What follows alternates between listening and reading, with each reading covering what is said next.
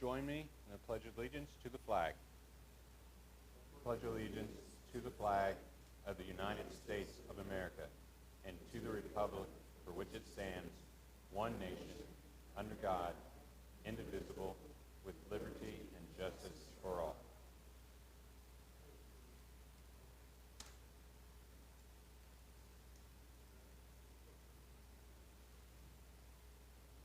Please join me in a moment of silence as we honor those who have honored our country with their service.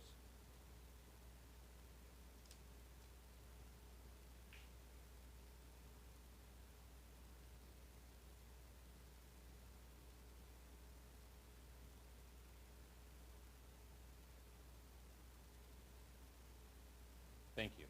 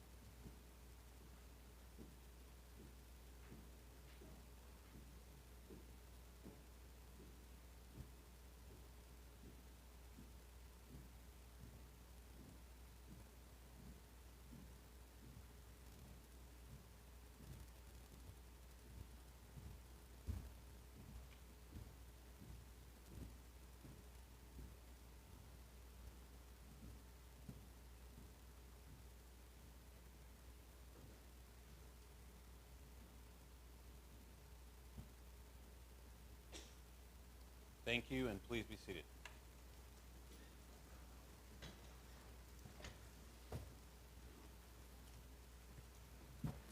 This meeting is being held pursuant to KRS 61.826 and Council Rule 5A. Madam Clerk, please call the roll. Councilmember Green. Here. Councilmember Shanklin. Present. Councilmember Dorsey. Present. Councilmember Arthur. Present. Councilmember Purvis. Present. President James. Here. Councilmember McCraney.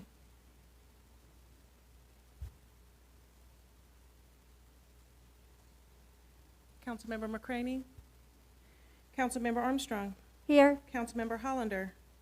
Here. Councilmember Mulvihill. Here. Councilmember Kramer. Here. Councilmember Blackwell.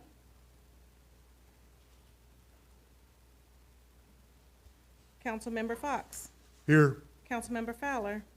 Councilmember Triplett. Here. Councilmember Reed. Here. Councilmember Winkler. Councilmember Parker. Councilmember Piagentini. Here. Councilmember Benson. Present. Councilmember George. Here. Councilmember Engel. Present. Councilmember Peden. Here. Councilmember Flood. Here. Councilmember Holton Stewart. Here. Councilmember Ackerson. Present. Councilmember McCraney. Councilmember Blackwell. Mr. President, you have 24 present and, oh, I'm sorry. Councilwoman McCraney, we just counted you, so we have 24 and, or 25 and a quorum. Thank you very much, Madam Clerk. As of this morning, 1,612 Louisvillians have died and 121,778 Louisvillians have been diagnosed with COVID-19. We are still in the red zone and our numbers are trending upwards.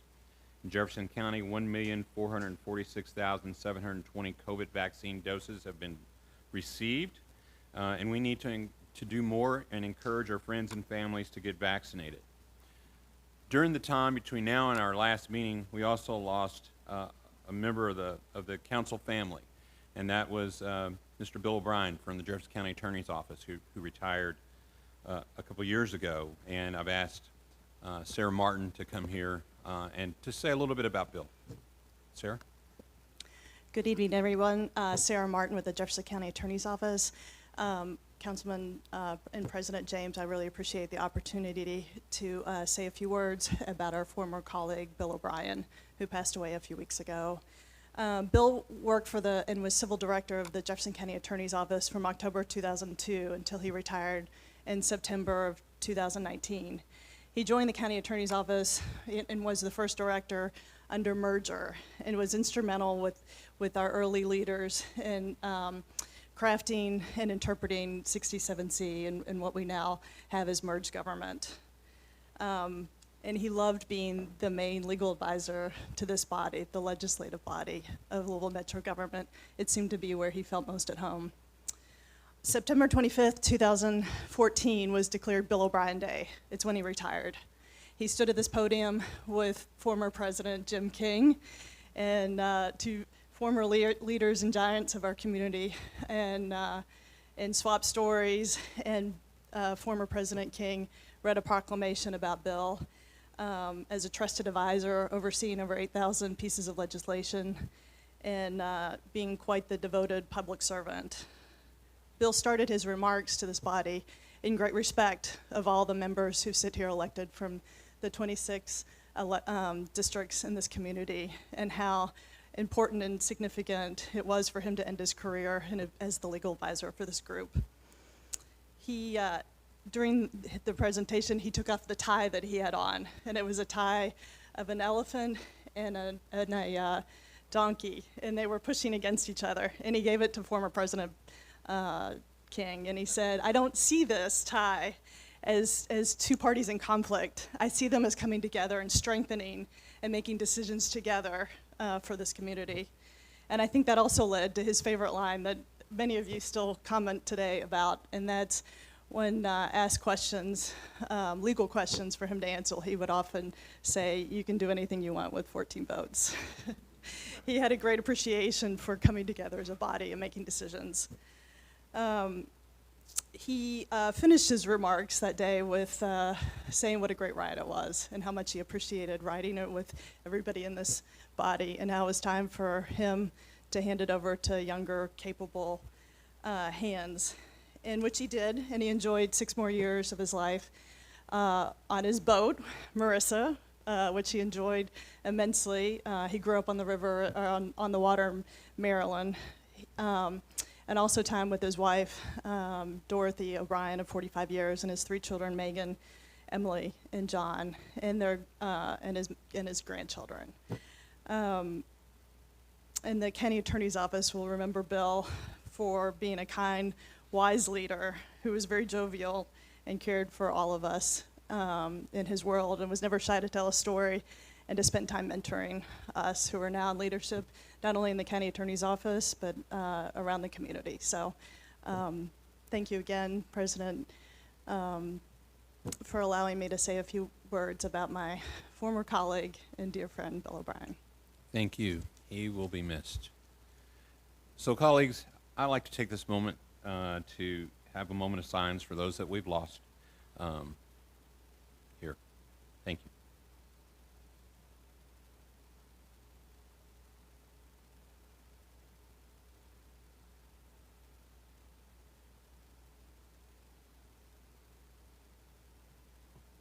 Thank you, everybody. Madam Clerk, if you could please let the record show that I'm relinquishing the chair to Councilman Winkler. So noted.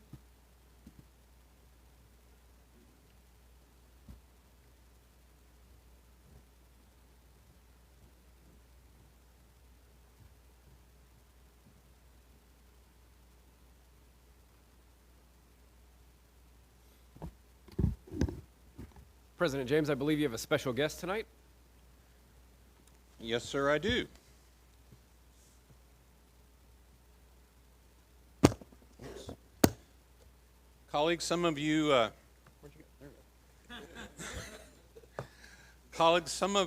all probably recognize the person standing to my left, Mr. Keith Hackett, and Keith is the longtime director of solid waste management here in Louisville, and he just recently retired.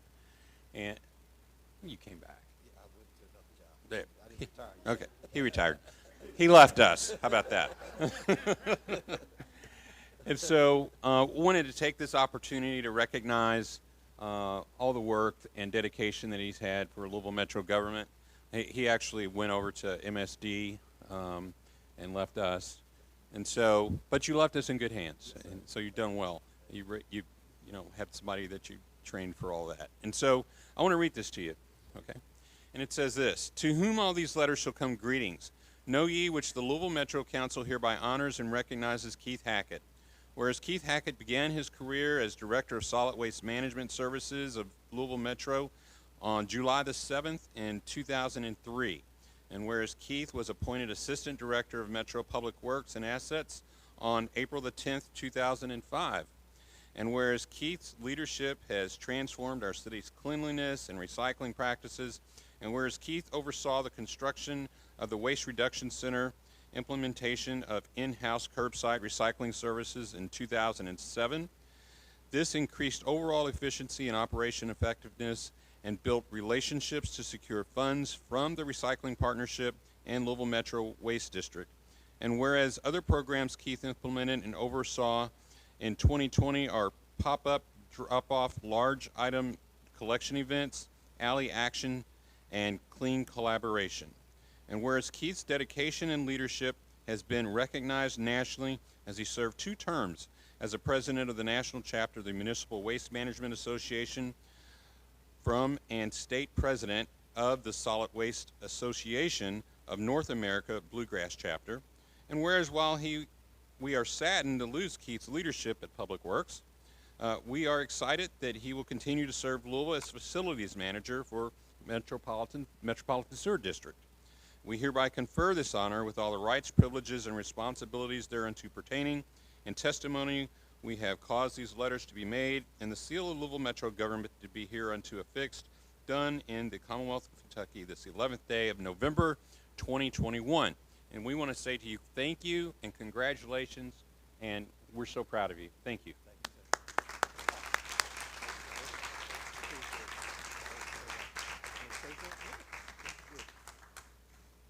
Well, it is truly an honor to be in front of you at such a time as this. I've spent a lot of times talking about budgets and programs, but it's good to be in front of you at such a time as this.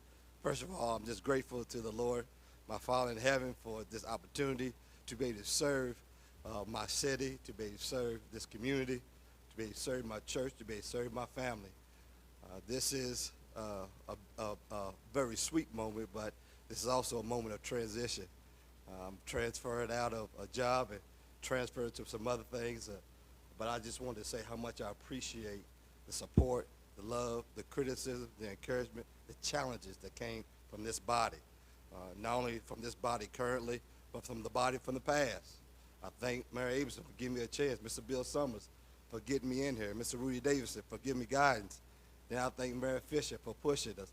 And I also cannot go without saying thanking our current director, Director Vanessa Burns, for challenging us to go to another level.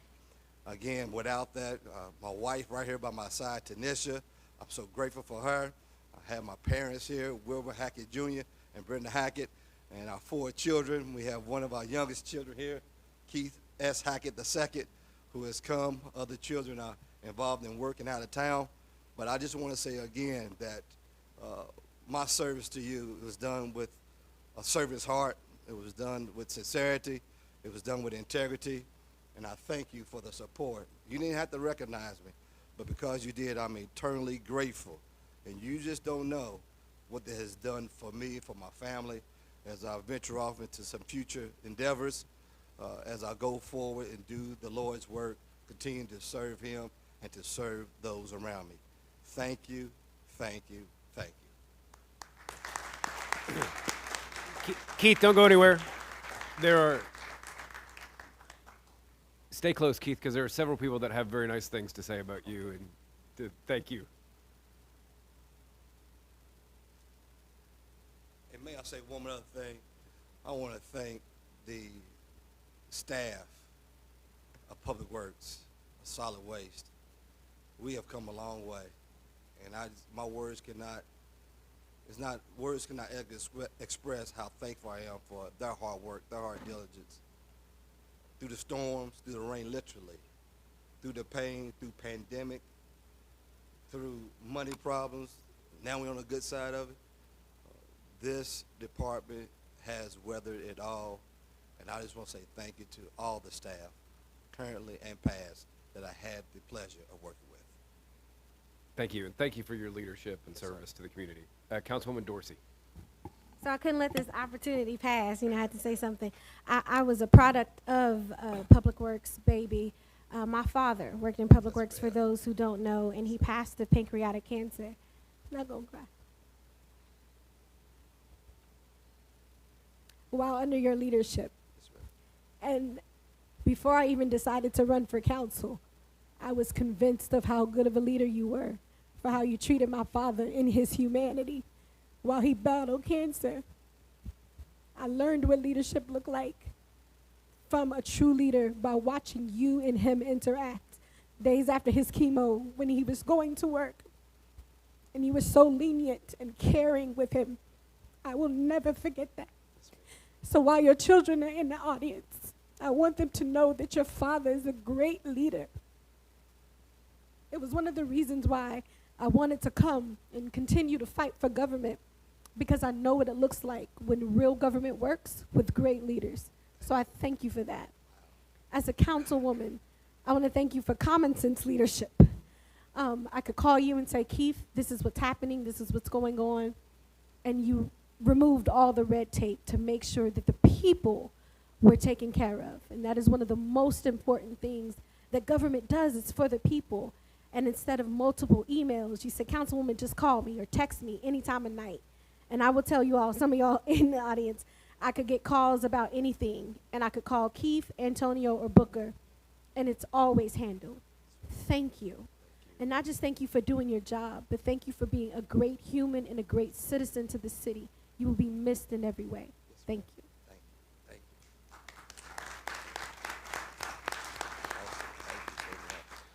Thank you, Councilwoman Dorsey. Councilman Mulvihill. Well, Keith, we've come a long way Yes, sir. from Male High School in our 1988. I've enjoyed working with you. You've been a friend for a long, long time. Yes, sir. But I echo many of the sentiments expressed by Keisha. You're a terrific leader, and you're always there, Johnny, on the spot. MSD is going to be lucky to have you, and I'm sure you're going to take your great leadership and great work ethic to there. We'll miss you. Best of luck. We have each other's numbers. Please call me, and go Bulldogs. Yes, sir. Take care. Thank you. Councilwoman Fowler. Thank you, Mr. Chair. Keith, you know how special you have been to everyone in this room. I mean, you just get the job done, and you had some great guys working for you, women too. And I appreciate everything that you've done over the last 9 years I've been in office, because just like Keisha said, anything, it didn't matter. You removed the obstacles and you made it happen, and you don't know how much that means to us, because it's hard a lot of times when we can't get that job done. So we do appreciate you, and it's been wonderful. Thank you. God bless you. Thank you. Councilwoman Purvis. Thank you, Mr. Hackett, for being here. I know it's a good feeling being here with ease. Don't have to worry about what Councilwoman Purvis is going to blurt out and say. But I wanted to say thank you so much for all the times that I've called on you, and you've come, unconditionally to help me, and I'm always very graceful in handling any issues and complaints that I have. So, and the word on the street is that you're doing a good job over there at MSD. So I wanted to say, hey, congratulations, keep doing a good job. But most importantly, thank you for having a servant's heart and being a servant of the people. Thank you. May God continue to bless you. Thank you, Councilwoman Purvis. Councilwoman Shanklin. Thank you, Mr. President. I can remember back years ago when Keith was just a little bitty boy. I worked at GE, and his grandfather was Mr. GE. He did all the hiring back in the day. There was very few blacks. And I remember when I went out there to put in the application, and he said, well, you're a little bit too short. So I was too short to work on the line. So I had to wait a couple of years, and they changed that rule. But I went back, and he hired me, and I was there for 33 years. And I'll never forget how he ran GE. So thanks, Keith, for you and your family. Thank you. Thank you, Councilwoman Shanklin. Councilwoman McCraney. Thank you, Mr. Chairman. Mr. Pro Tem President, Keith, Yes, ma'am. everything has been said, but everybody hasn't had an opportunity to say their piece, and that's me. And I just wanted to say, not very many government officials have such a servant heart like yours. I don't think I bothered you or harassed you as much as I would have liked to, but I can tell you that whenever I did call you, you were Johnny on the spot. You are always there, willing to help, and you did do as others have said, say, call me anytime, call me directly, I'll take care of it, and you did just what you said you would do. And I appreciate you, and so will the community as you continue your service. Thank you for everything you've done for Louisville Metro government and for your kindness to the Louisville Metro Council. I wish you well, my friend. Thank you, Councilwoman McCraney. Councilman Kramer. Thank you, Mr. President Pro Tem. Keith, I have nothing that compares with either Councilwoman Dorsey or Councilwoman McCraney or Shanklin for that matter. But my exclusive knowledge and understanding of you has been through the work that we've done together. I have been very much impressed with what you've been able to accomplish. I very much appreciate that solid waste management tends to be thought of as an urban service district program, but again, I appreciate the work that you've done in making sure that work was done outside the urban service district. I remember there was a storm in September of one year that you guys, 2008, the winter storm. you remember it better than I do. And I appreciated all the work that you guys did. So I want to be specific and say, not just thanks for your service, but I recognize the work you did across this community. And congratulations on the recycling program that you managed to push forward. I know that was, I know those grants don't just happen. I know there's a lot of work that happens behind the scenes and takes a lot of vision to see how important that is. And I very much appreciate your hard work on that. So thank you for all you've done. Thank you, sir. Thank you. Keith, thank you again for your service, and best of luck, and God bless in your new endeavors. Thank you. So thank you. all. Appreciate Take you. Thank you, sir.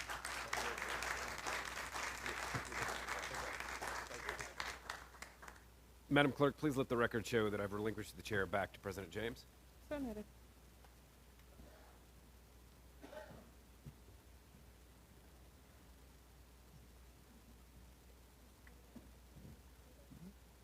Thank you, Councilman Hollander.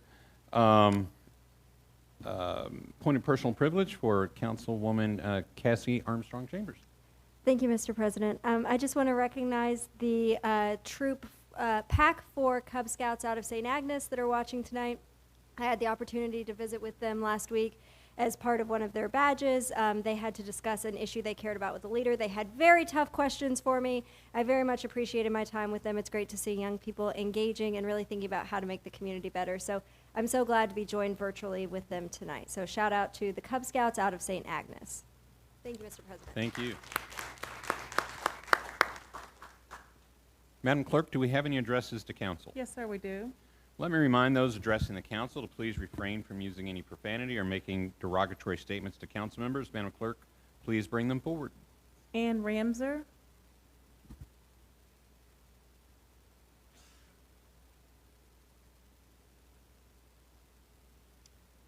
I am Ann Ramser and live in District 21 at 307 East Kenwood Drive. The redistricting committee filed an amended redistricting proposal after I registered to speak. I sincerely thank the redistricting committee for listening to District 21 constituents and keeping the neighborhoods of Kenwood Hill and Southside intact. Time prevents me from fully explaining how the actions of Metro Council and Louisville governmental agencies caused the eastward shift in population, such as planning and design killing a 25-house subdivision proposal on 7 acres zoned residential and telling the District 21 property owner to consider zoning or form district changes. I object to the political process of redistricting. District 21 citizens came out in force telling the redistricting committee not to split our neighborhoods. As I review the current redistricting maps, I see many other inappropriately drawn districts. District 21 is certainly not compact and contiguous. I don't believe gerrymandering works. If gerrymandering worked, Kentucky would not be blood red politically. 30 years ago, Kentucky was a blue state, and our Democratic legislator gerrymandered each time new lines were drawn.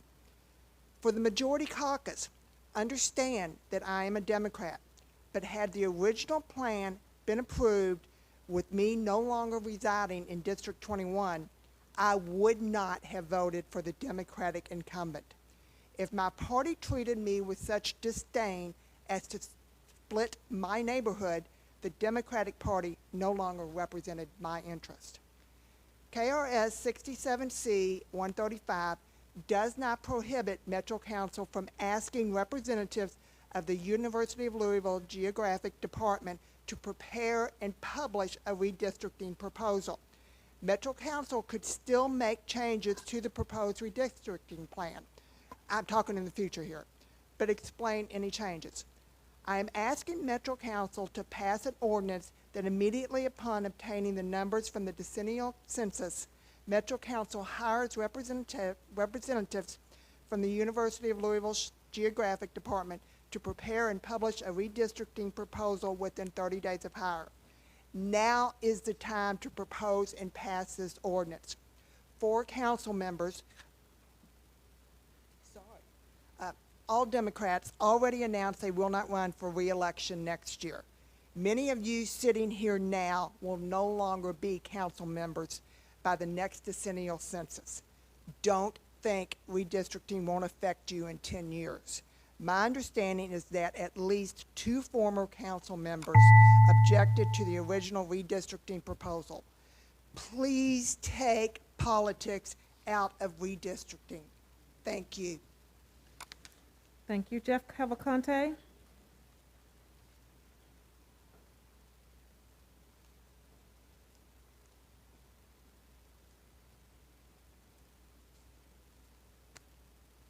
Jeff Cavalcanti, District 26. I'm here today because, like many citizens, the killing of Breonna Taylor made me say, what is going on with the leadership of our city? I joined a group of concerned citizens and made a commitment to watch a committee or group as closely as I could with my time allowed. The Louisville Metro Police Merit Board is one group I'm watching. I attend meetings, read attachments, look at their history, and try to understand how they function as a board for the citizens. The commitment has led me to read and study 15520, 67C, and the rules and regulations of the Police Merit Board. And no, Councilman Hollander, the mayor cannot fire a police officer. There is a due process legislated for officers. The chief administers discipline, then comes a police appeal hearing, followed by circuit court and appeals court. I spent 2 days attending the Cosgrove reinstatement hearing being held by the Police Merit Board. The problem with the hearing is that it's being held in the Fraternal Order of Police Lodge. Think about it. How much courage did it take the Breonna Taylor family to go to rural Jefferson County, a mile and a half from public transportation, past 3 sheriff cars with armed sheriffs, fully armed sheriffs in them, guarding the entrance to a police facility that did not offer indoor facilities, running water, or vending machines for the public or media? That is straight out of 1950 Jim Crow tactics. I have communicated my concerns to the Police Merit Board and the administration about this with little success. I am told there is no venue big enough, the cost of downtown parking, the gracious offer from the Fraternal Order of Police, and of course, this is the way we've always done it. I'm calling on this body of elected leadership to get involved and help solve the problem. Art money, legislation, appropriations, oversight, somehow help. Recently, I've heard complaints from the Metro Council about elected leadership.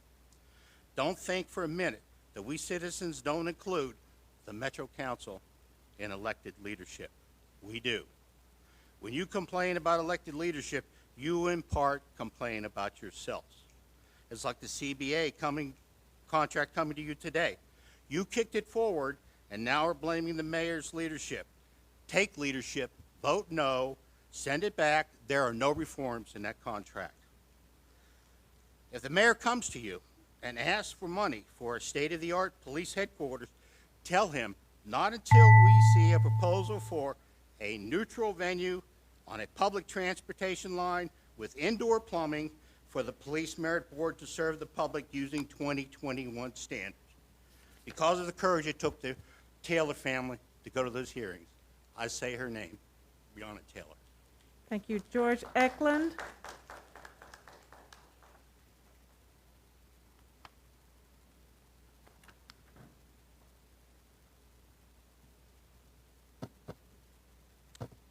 So, for those of you who don't know me, my name is George Eklund. I work with the Coalition of the Homeless. And tonight I just want to touch base on homelessness and housing issues here in Kentucky, here in Louisville. So for probably the last 18 months, I've been part of a community that is really taking a look at evictions in our community. And eviction was an issue before COVID. It's an issue now, and it's going to be an issue after COVID. You know, Louisville has 2 times the national average on our eviction rate. Black Kentuckians are 2.5 times more likely to end up in eviction court. In 2017, we had 17,000 evictions in our community. And that's 17,000 families and community members that are going through some sort of trauma and crisis. And this year so far, we've had 10,000 evictions filed in the midst of a pandemic. And even one day last week, we had 300 filings in one day alone. I'm a member of a team that goes out and does outreach. And even today, like in the rain, I was out in 40215 talking to home renters that are at risk of becoming homeless. And this, I mean, the fear and the desperation that I hear in people's voices it's humbling, because I look at my own life and I realize how lucky I am, where if I was trying to rent in my community in District 21, I would be spending about $1,200 on rent. My mortgage is $800. So that's $400 that I have for my family to be secure financially. You know, I think that we need to really prioritize housing in our city, and we've done some really important steps by passing fair housing expansion. We did it when we extended right to counsel for home renters that were in eviction court. But I think you all passing $89 million towards housing tonight is an additional step that we can take, but it's not the only one. We need to continue looking at land development code reform. We need to look at ways that we can support home renters that are going through eviction and crises. We need to look at how we can make amends for past housing policies that were extremely racist and excluded people from that home ownership dream that we have, that I've taken for granted in my own life. So really, I applaud you all, the steps that you've taken so far, but I really encourage you to continue looking at land development code, passing $89 million tonight, getting a dedicated funding stream for the Affordable Housing Trust Fund, and supporting home renters that are struggling right now. So thank you so much. Thank you. J. Todd Ritchie. Hi, can you all hear me? Yes, sir, you can go ahead. Excellent, thank you. Good evening. My name is J. Todd Ritchie. I'm a renter on Frankfurt Avenue and am the vice chair of the associate board for the Coalition for the Homeless. Tonight, this body has the opportunity to make a monumental investment in housing in our city. Louisville faces mounting challenges to affordable and accessible housing for all. At a time when our homes have become our work, our entertainment, and our living space, the time is now to invest $89 million in American Rescue Plan funds toward housing for our neighbors. Housing is a human right. It is an issue of dignity. It is an issue of poverty. It is an issue of racial justice. Rental affordability and supply are nationwide issues, but Louisville remains a leader in eviction rates. People are getting evicted for 2 reasons. They are not getting paid enough, and they are paying too much for rent. And while the eviction moratorium is over, our eviction crisis is not. As the cold weather moves in, many Louisvillians are behind on rent. Deferring or missing payments puts our neighbors at greater risk of eviction. Over 10,000 people in our city face eviction this year. This will cause disproportionate harm to our black and brown neighbors in greatest need of these services. Here's our city's reality. We need 30,000 units of affordable housing for those who earn the minimum wage. 75% of very low-income Louisvillians are cost-burdened by paying over 30% of their income for rent. The reason for this is that we do not have enough supply. The Common Assessment Team has 1,100 people on their list of folks in active need of housing. And while permanent supportive housing referrals provide relief to those who experience chronic homelessness, they are in limited supply. The provision to expand permanent supportive housing is one benefit of this historic investment in housing, and one that will change the landscape of our issues around street homelessness. When crisis strikes, some of us have more cushion than others. I have a family that is willing and able to support me if needed. Many people do not have that privilege. It falls on our public institutions to eliminate all barriers to equal opportunity to housing, particularly for people of color. If housing policy is a puzzle, these funds are one crucial piece. This is an amazing opportunity for this body to make a real difference in the issue of greatest concern to those in our city, keeping an affordable roof over people's heads. I urge you to vote in support of the full $89 million allocation for affordable housing and homelessness in the American Rescue Plan and continue to knock down barriers to housing for all. Thank you. Thank you. Rachel Hardy.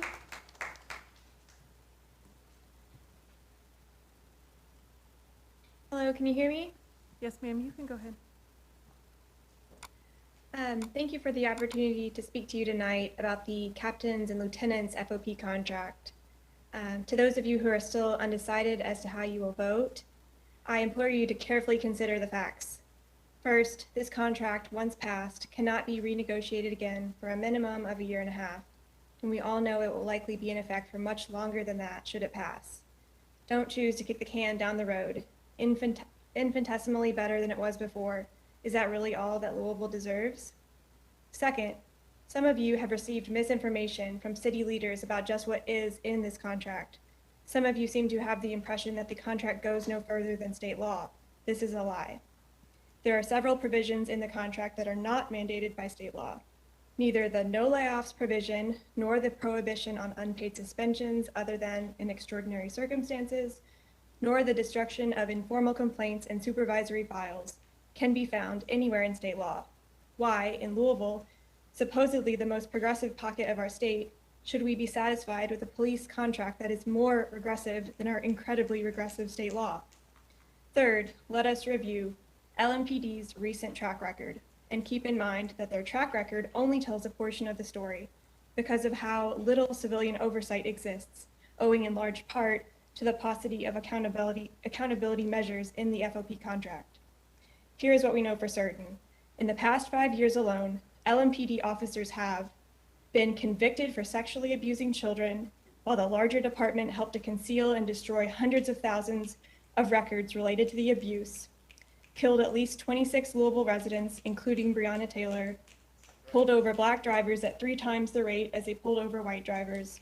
And as of this spring, LMPD now also has the shameful distinction of being the 72nd department to attract the scrutiny of the DOJ, which is now carrying out an investigation into whether or not LMPD has systematically engaged in unconstitutional policing practices. Does this sound like a police department that should have an ill-understood contract hastily passed by Metro Council? Absolutely not. Fourth, so many voices from the community are asking you to stop and reconsider the repercussions of passing this contract. The Urban League, the ACLU of Kentucky, and the 490 Project, on whose behalf I speak to you tonight, have all released statements asking you to vote no this evening. Their words are powerful, and I beg you to read them before you make your decision. Finally, the evidence regarding FOP contracts and consent decrees is overwhelming and directly contradicts what Chief Shields told you earlier this evening. In scores of other cities with consent decrees, FOP contracts have blocked accountability measures from being implemented. Table the vote, send it back to committee, and continue the discussion. But please do not vote this contract through tonight. Thank you. Thank you. Catherine Mikas.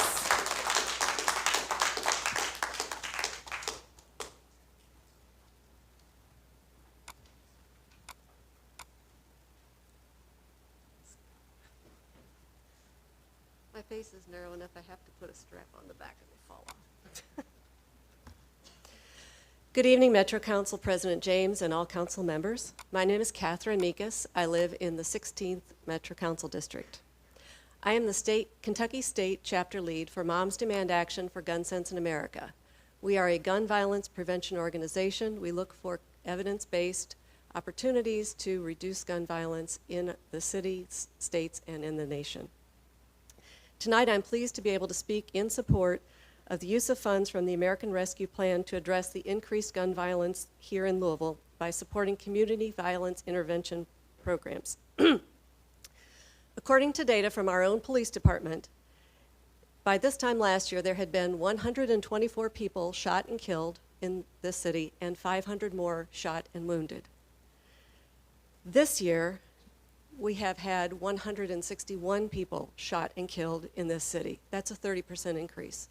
And still, 500 more shot and wounded, more than 500 more shot and wounded. Clearly, we are on a pace to exceed the 173 criminal homicides that we experienced last year. In Jefferson County, we have about 17% of the population of Kentucky, but we also have 40%, almost 40% of the gun homicides. The budget ordinance that's being presented tonight directs $15.8 million funding for the Office of Safe and Healthy Neighborhoods to oversee programming related to violence deterrence and prevention. That's the exact work that is performed by community violence intervention groups such as Pivot to Peace and No More Red Dots. These groups work to diffuse situations and to deflect trajectories and to make this a safer place for all of us to live. Metro Council should approve the funding for the Office of Safe and Healthy Neighborhoods that's included in the budget ordinance to ensure that these vital programs will have the resources that they need to continue their work to prevent gun violence here in Louisville. Thank you for your time. Thank you. Nathan Dalton. Hello, yeah, I'm Nathan Dalton from District 9. I want to start off with a little bit of background about my story. I started off living in an upper middle class home with a family in the east end of Louisville, right off the Pee Wee Valley exit. My parents were both very successful in their fields, but that all changed when my father's drug addiction started. It ended up breaking our family apart. The years after it didn't get any better. My mother worked 2 jobs as a single mom to support her and I, while my dad lost most of what he had to his addiction. After my father took his own life, my mother continued to support us until she lost her job, and we had to leave our house and move in with my grandma. Eventually, we were lucky enough to get a trailer for free because the back end had burned out in a fire, and her and I repaired it by hand, and that's where I lived during high school. We went from living the American dream to struggling to make ends meet. That experience opened my eyes to how easy it is for a family who has it all to lose it all. My mother was always one paycheck away from not being able to pay the bills, constantly juggling which bill she would pay that month. Facing that harsh reality of wondering if we would be homeless the next month made me wonder how many other families out there are sharing in that same struggle or worse. I know now that my experience is not uncommon. Luckily, I had the strongest mother in the world, and she was able to keep us from drowning. Not everyone has that privilege. I'm here today to ask Louisville Metro Council to approve the $89 million ARP funding package for families and individuals struggling in extreme circumstances. Fund the families who are facing the weight of eviction and homelessness. It's been said already, but 75% of very low-income Louisvillians are cost-burdened by paying a huge portion of their income towards housing. And over 10,000 people are facing an eviction this year in the city. The harsh economic circumstances that have been exacerbated by the COVID-19 pandemic are crushing and could happen upon anyone in the blink of an eye. We owe it to them and ourselves to help. We need to approve this funding and get started on creating more affordable housing units in Louisville. Council, approving this funding is a step in helping our struggling Louisvillians out of the reality of homelessness. It's an incredible opportunity to make a significant investment in affordable housing and homelessness assistance, and I am sincerely imploring you to vote in support of the full $80 million allocation for affordable housing and assistance. I want to challenge ourselves to continue striving forward to a reality where everyone has a home, because everyone deserves one. Thank you for your time. Thank you. Doug Owen.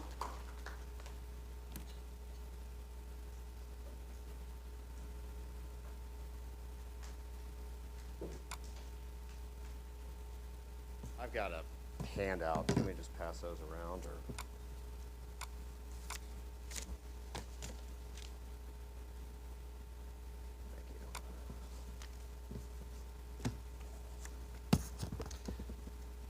Thank you. My name is Doug Owen, and I'm a commercial realtor with a focus on office space. I'm here tonight to speak to the critical importance of establishing a financial incentive program to help recruit, excuse me, to help recruit professional companies into our downtown. The pandemic and resulting workforce changes are having an astounding negative impact on our downtown office market, which now has over 1 million square feet of vacancy. The graphics I've circulated, one shows the tower vacancy pre-COVID, the other, the tower vacancy as it stands today. In my 23 years in this industry, I have never seen our downtown office vacancy worse than it is now, and I can also tell you with 100% certainty that what you see on there is not the bottom. This vacancy is creating a domino effect across our downtown. The professional occupancy of our downtown community is vital for Louisville's long-term success and vibrancy. Increasing office occupancy will pay community-wide dividends long into the future, but this is not going to magically happen. Financial incentives are the only way. The owners of our office towers are doing their part. They're making multi-million-dollar investments in their properties, they're offering significant amounts of free rate, and they're dropping rates. We have the office space to support multiple regional headquarters, which would bring with them high-paying jobs and investments in our community. This is space for 5,000 to 10,000 new jobs in downtown, which potentially would create combined annual salaries of over $700 million. But we are not on a level playing field with our peer cities that annually offer millions of financial incentives to attract businesses, and we are missing out. In my role as a leasing agent for 4 of the city's largest office towers, I'm in a position to be aware of nearly every new to Louisville company targeting downtown. Over the past 24 to 36 months, that activity has been zero. Incentives are an absolute to bring companies into our downtown, to create tech centers that would attract new talent and provide opportunities for local entrepreneurs, minorities, and those that might otherwise be unable to lease space in our downtown market. This is the most critical time for our downtown market because our economic development agency is housed within the administration. It is directly affected when administrations change. As such, Louisville faces a period that could seriously cripple business recruitment efforts in a time when we can least afford it.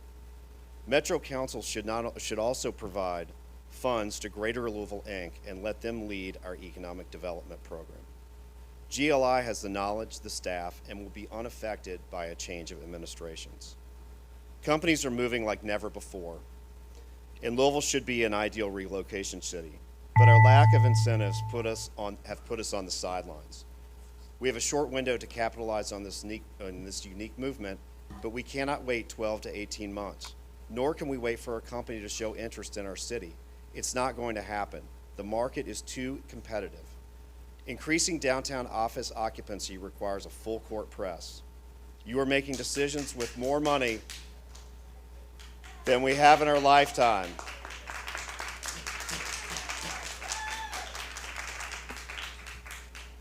Excuse me. If you cannot be quiet, you will have to leave the room. Thank you. Please continue. Increasing downtown office occupancy requires a full court press. You are making decisions with more money than we will see in our lifetime. Are you going to make a short-term spending decision, or will you choose to make investments that plant the seeds of financial growth to pay community-wide dividends for generations to come? Thank you. Thank you. Carol Davidson.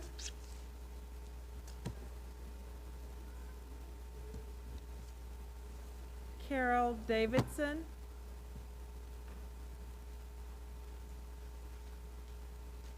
Good evening, Council. I'm here concerning the ordinance for residential handicap accessible parking. I had to get an application and pay $10 for it, take it to my doctor, have it filled out.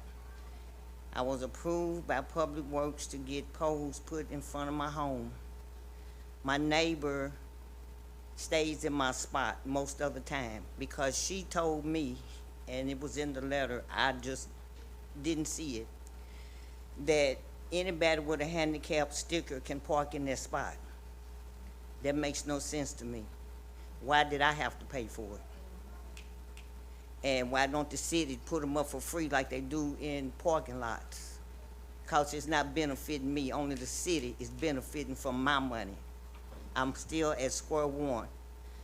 The spot was based on my medical conditions, but anybody can park at it. So I'm asking you to review that, make it make sense. That's it. Thank you. Charles Mullins.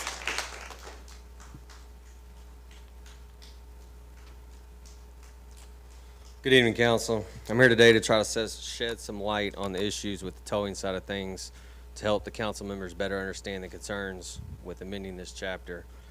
The most vital point that can't be stressed enough is the fees of the towing and handling of these semis parked on private properties.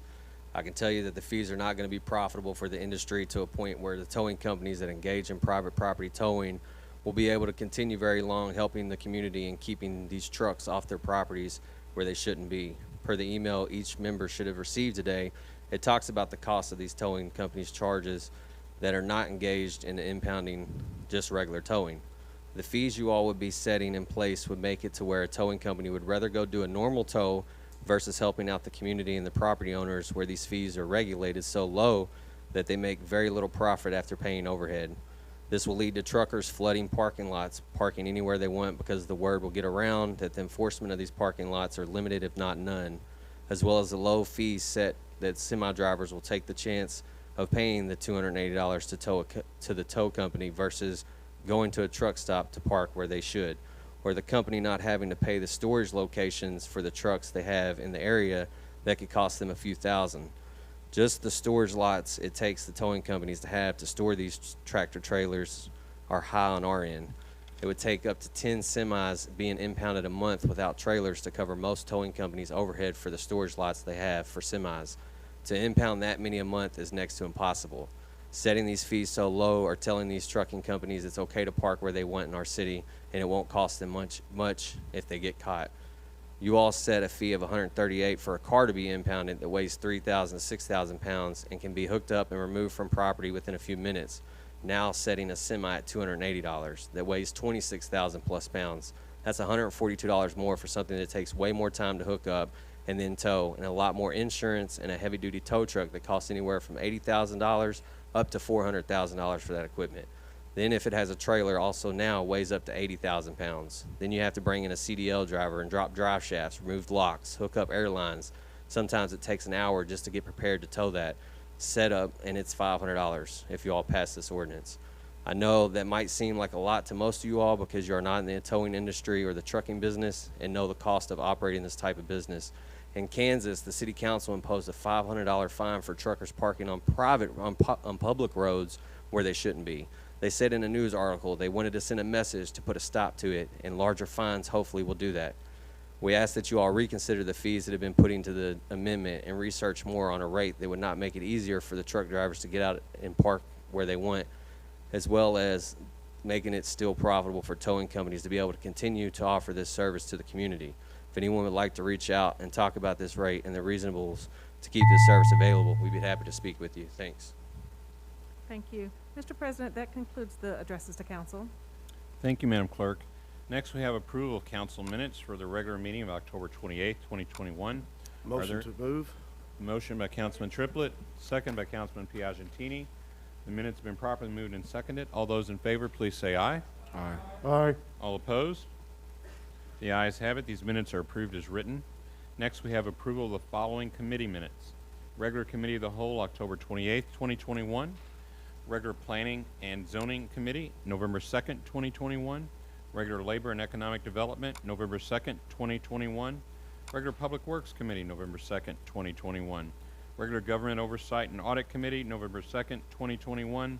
Regular Community Affairs, Housing, Health, and Education Committee, November 3rd, 2021. Regular Public Safety Committee, November 3rd, 2021. Regular Appropriations Committee, November 3rd, 2021. Special Labor and Economic Development Committee, November 3rd, 2021.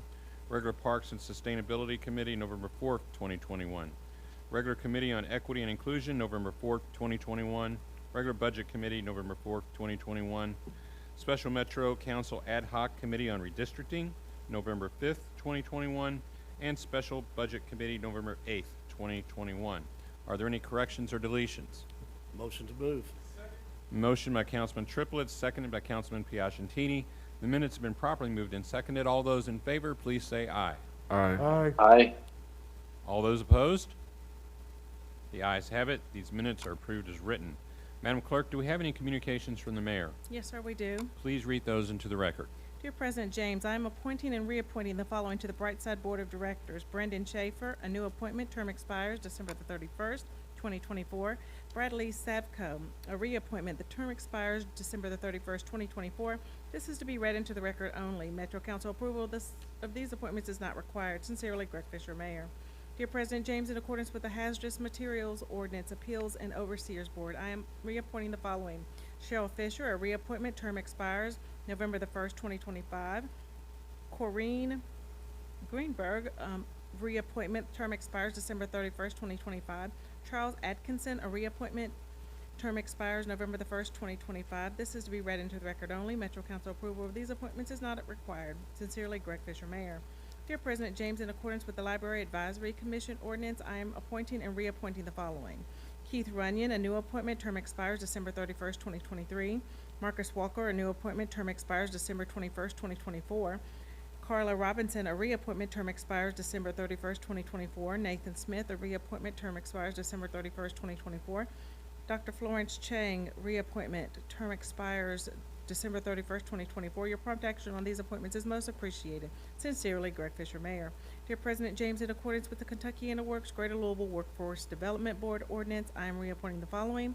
Eric Friggle, a reappointment, term expires October the 8th, 2024. Your prompt action on this appointment is most appreciated. Sincerely, Greg Fisher, Mayor. Dear President James, in accordance with the Planning Commission ordinance, I am appointing Glenn Price, a new appointment, term expires October the 1st, 2024. Your prompt action on this appointment is most appreciated. Sincerely, Greg Fisher, Mayor. Dear President, in accordance with the Redevelopment Authority ordinance, I am reappointing Deborah Belitsky, a reappointment, term expires November the 8th, 2024. Michael Bateman, a reappointment, term expires November the 8th, 2024. Your prompt action on these appointments is most appreciated. Sincerely, Greg Fisher, Mayor. Dear President James, in accordance with the ordinance, I am appointing the following to the Louisville Downtown Management District Board. Andre Donnelly, a new appointment, term expires December the 2nd, 2024. Your prompt action on this appointment is most appreciated. Sincerely, Greg Fisher, Mayor. Dear President James, in accordance with the Air Pollution Control District Board ordinance, I am reappointing the following to the board. Stephen Sullivan, a reappointment, term expires November the 29th, 2024. Your prompt action on this appointment is most appreciated. Sincerely, Greg Fisher, Mayor. Dear President James, in accordance with the Criminal Justice Board ordinance, I am appointing and reappointing the following. Judge Tanisha Hickerson, a new appointment, term expires January the 1st, 2024. Please note that I am appointing Judge Tanisha Hickerson as chair, and this appointment is to be read into the record only. Metro Council approval of the judge's appointment is not required. George Eklund, a reappointment, term expires December 31st, 2023. George Eklund's appointment requires approval by the full council. Sincerely, Greg Fisher, Mayor. Read in full. Thank you. Those appointments needing council approval will be afforded to the Government Oversight and Audit Committee. Our next order of business is consent calendar. Consent calendar comprises items number 27 through number 50. Are there any additions or deletions? Have a motion. I'm sorry. Madam Clerk. There you go. Madam Clerk, a second reading of these items. The following legislation was forwarded from the Appropriation Committee. Item 27, an ordinance appropriating $11,750 from District 22 Neighborhood Development Funds to the Brightside for annual maintenance agreement from July 2021 through July 2022. Item 28, an ordinance amending ordinance number 088, Series 2021, and ordinance 087, Series 2021, relating to the fiscal year 2021-2022 capital and operating budgets respectively by transferring $150,000 from District 20 Neighborhood Development Funds to the District 20 Capital Infrastructure Fund. Item 29, an ordinance appropriating $19,900 from District 3 Neighborhood Development Funds through the Office of Management and Budget to Louisville Community Design Center, Inc., doing business as Center for Neighborhoods to conduct authentic and inclusive community engagement in order to gather input for a potential Algonquin Park master plan update. The following legislation was forwarded from the Budget Committee. Item 30, a resolution authorizing the mayor to accept $11,417,313 of American Rescue Plan ARP Act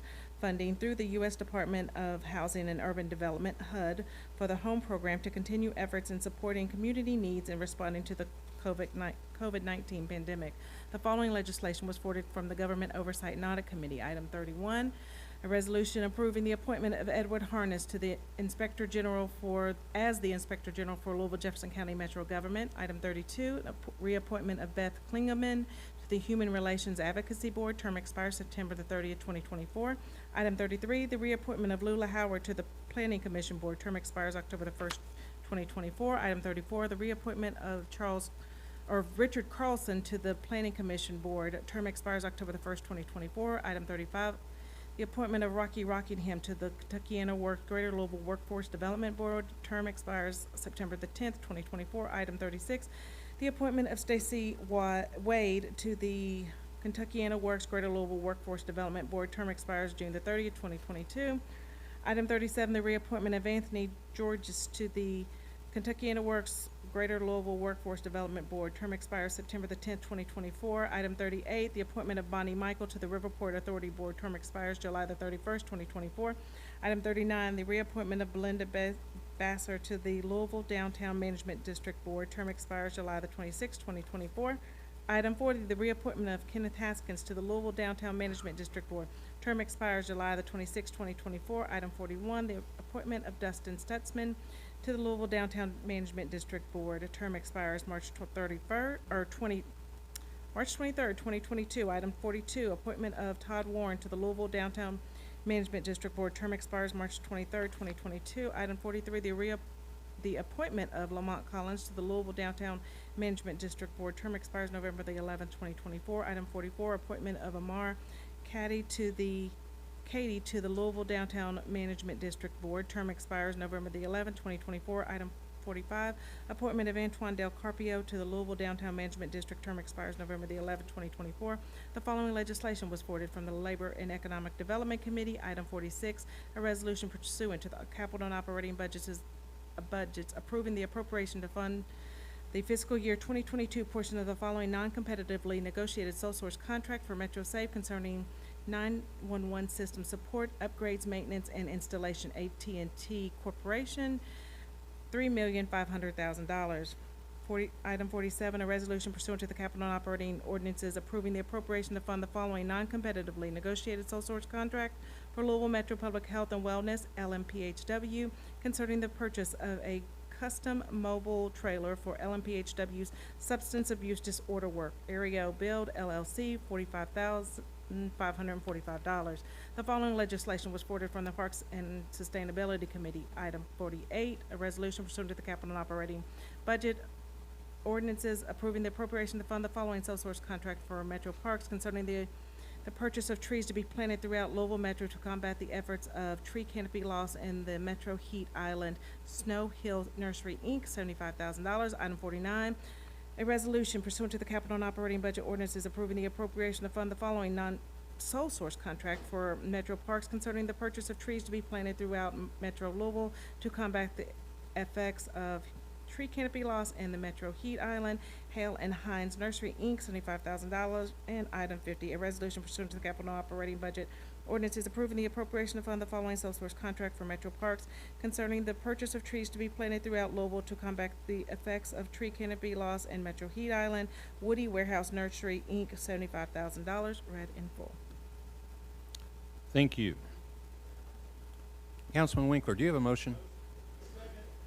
Thank you. Motion by Councilman Winkler, second by Councilman Piagentini. The consent calendar has been properly moved and seconded, requiring a roll call vote. Madam Clerk, would you please call the roll? Councilmember Green?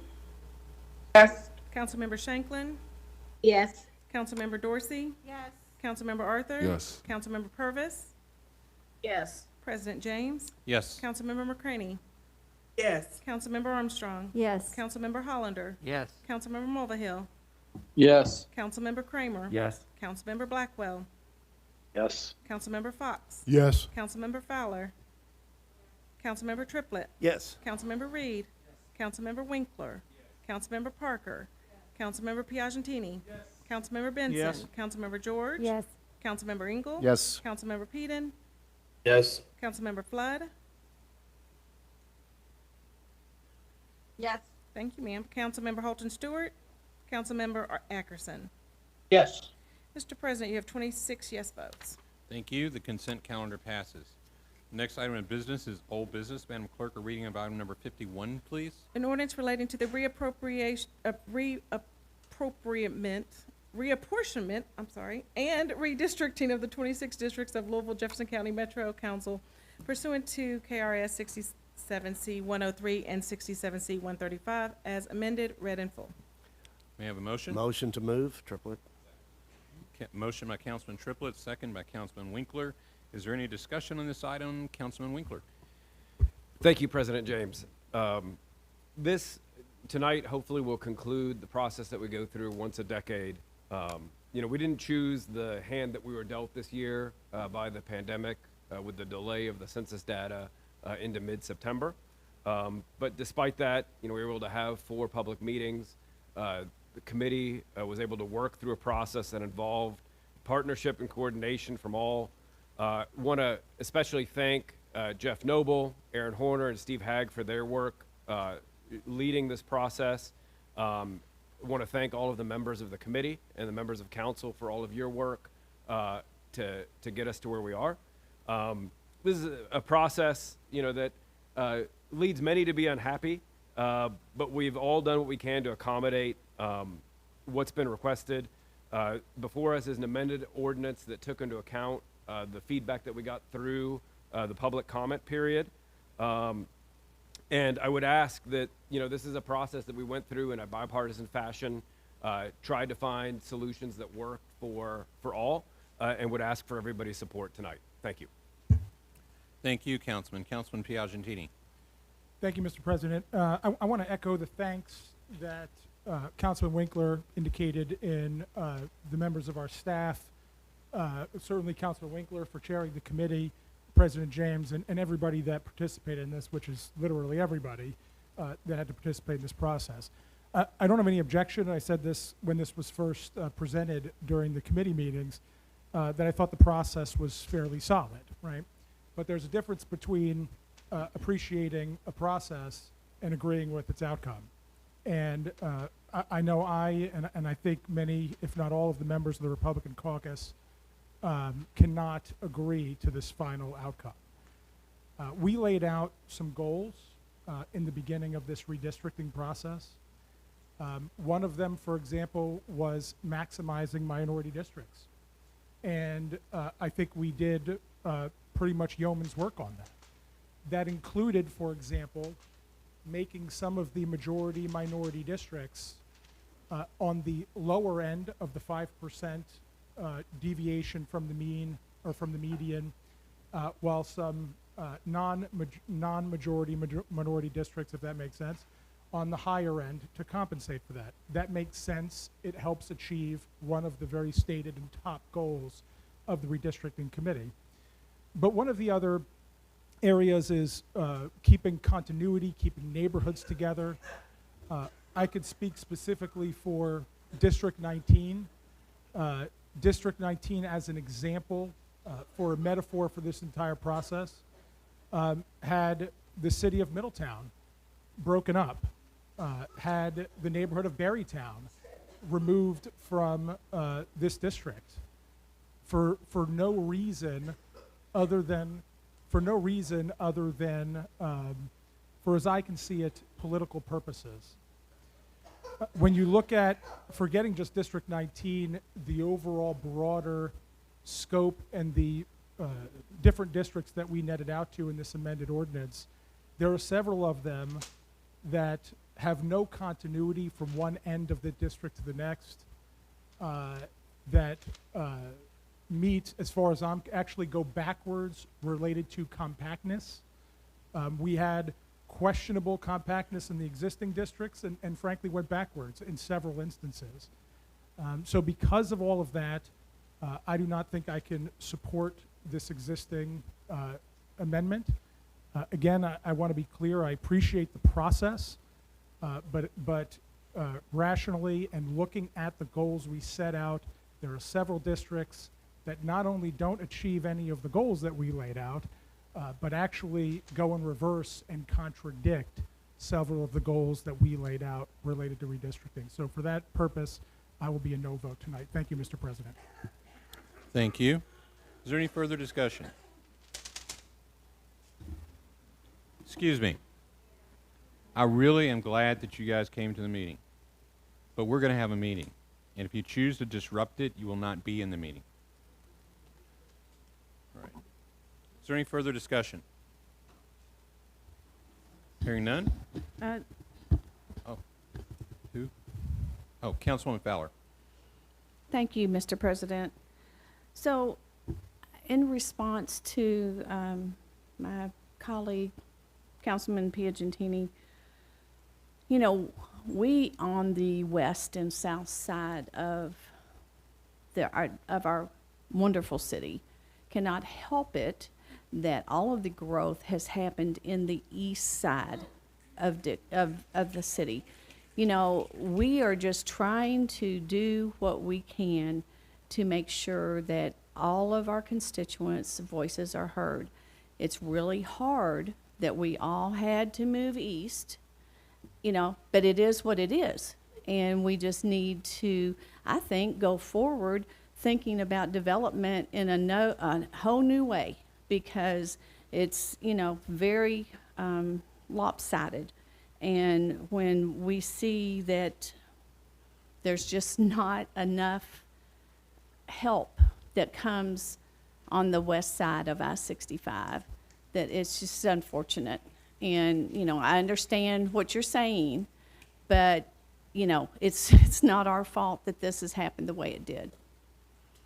That being said, I hope that the next time this goes around, that we can all be a little bit more mature with how we stand up for our districts. I think it has just been unfortunate, and that's about all. I just don't like to see good council people being used and maybe portrayed as not as good as other council members. Thank you. Thank you, Councilwoman. Councilman Piagentini. Yes, just a quick response. Appreciate Councilman Fowler. As a matter of fact, to demonstrate how much agreement there is, trust me when I tell you that many of us, particularly being my district was the fastest growing district in the city, would love to see a growth more evenly dispersed throughout the city. We have all kinds of unintended consequences that have stemmed from that level of growth in such a period of time. But the fact is, the population has shifted. That includes huge movements of minority residents all over the city, out of the West End, frankly, and into the East End and into the South End.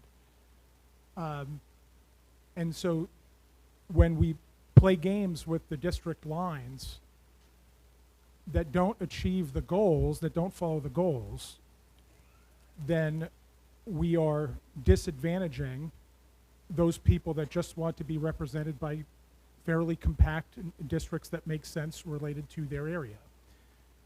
But I just wanted to say, we agree, number one, we agree on, would love to see more development across the city and not just in any specific geographic area, including my own, and many of my residents would agree with that. And I also, and I'm not sure the specifics of which, but I will just say your entire point toward the end in being as professional and cordial to each other through this process is important.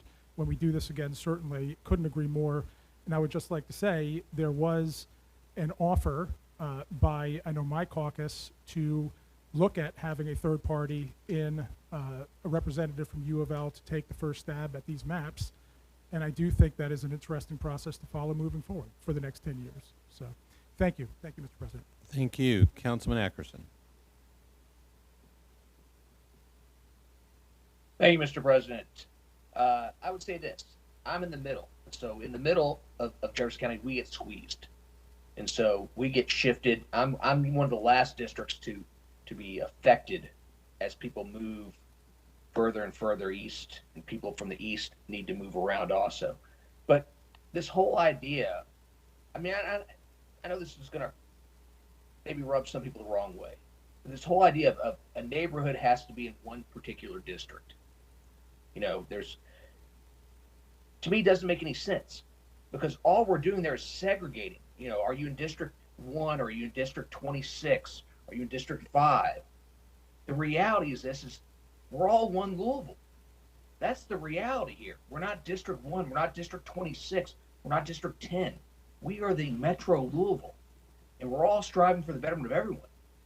And I can think of the perfect example here. You know, for years, Councilman Kramer and I have shared what's called the Breckenridge Estates Neighborhood Association. It was split down the middle. Now, the theory that has to be in one particular Metro Council district wasn't the case. And it worked out perfect. Councilman Kramer and I both attend their neighborhood association meetings. And here's the reality for that neighborhood association is they get a double benefit. They get my help and they get Councilman Kramer's help. And when it comes time to try to fund things in that area, they have two pots of money they can go to. They can go to District 26 pot of money, and they go District 11 pot of money. And oftentimes, Councilman Kramer and I, who are in different political parties, came together, regardless of party, came together and said, let's split the money on this and get this and make this happen. I'll tell you, in the squeezing of this situation and not keeping a neighborhood together, Bon Air and Bon Air Estates has now been split. For 12 years, they've been in District 26.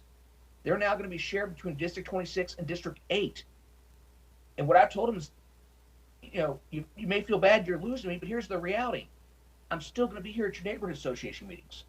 And we actually win now because we have District 8.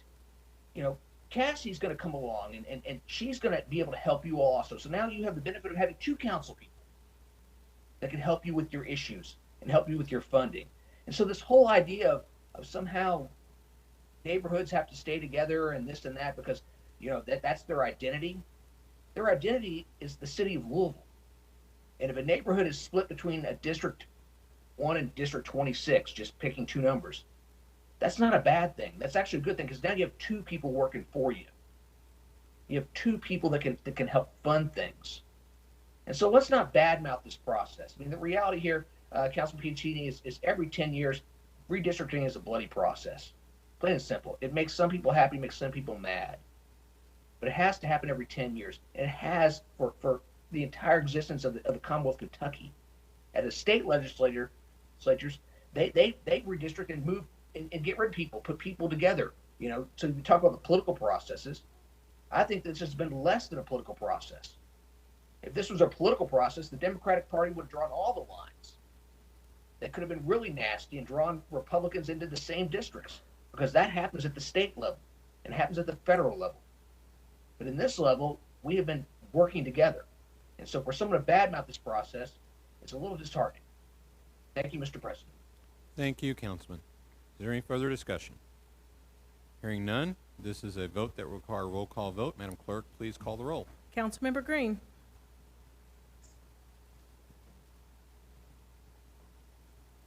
Yes. Councilmember Shanklin. Yes. Councilmember Dorsey. Yes. Councilmember Arthur. Yes. Councilmember Purvis. Yes. President James. Yes. Councilmember McCraney. Yes. Councilmember Armstrong. Yes. Councilmember Hollander. Yes. Councilmember Mulvihill. Yes. Councilmember Kramer. No. Councilmember Blackwell. Yes. Councilmember Fox. Yes. Councilmember Fowler. Yes. Councilmember Triplett. Yes. Councilmember Reed. No. Councilmember Winkler. Yes. Councilmember Parker. No. Councilmember Piagentini. No. Councilmember Benson. No. Councilmember George. Yes. Councilmember Engel. No. Councilmember Peden. No. Councilmember Flood. Yes. Councilmember Holton Stewart. Yes. Councilmember Ackerson.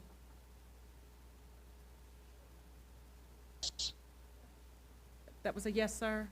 Yes, please. Thank you.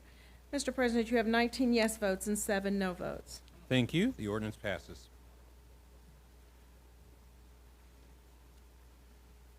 Madam Clerk, a reading of item number 52.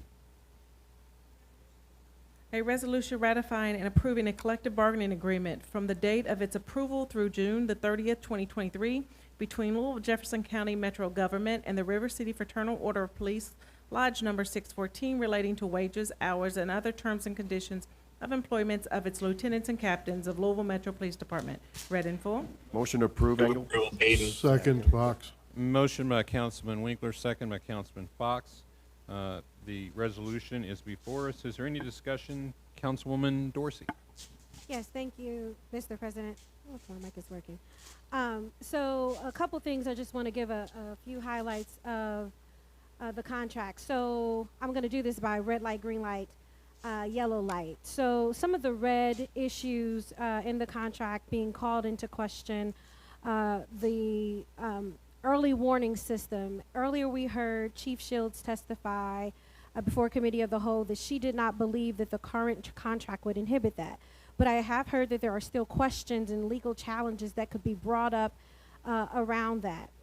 The second is informal complaints versus formal complaints, and we've had robust conversation about this.